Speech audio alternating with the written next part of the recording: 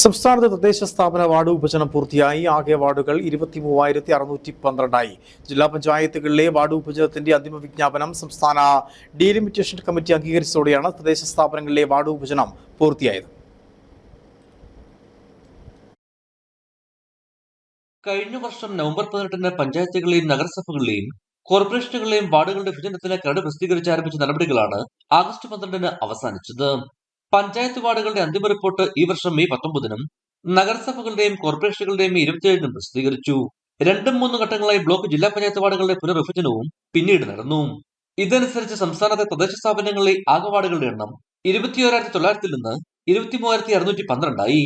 87 നഗരസഭകളിലെ 3,113 വാർഡുകൾ 3,241 ആയും 6 കോർപ്പറേഷനുകളിലെ 414 വാർഡുകൾ 421 ആയും 941 പഞ്ചായത്തുകളിലെ 15,962 വാർഡുകൾ 17,337 ആയും 152 ബ്ലോക്ക് പഞ്ചായത്തുകളിലെ 2,080 വാർഡുകൾ 2,267 ആയും 14 ജില്ലാ പഞ്ചായത്തുകളിലെ 331 വാർഡുകൾ 346 ആയും വർദ്ധിച്ചു.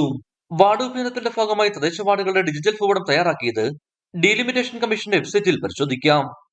ഇടുക്കി വിഷൻ, കുമളി.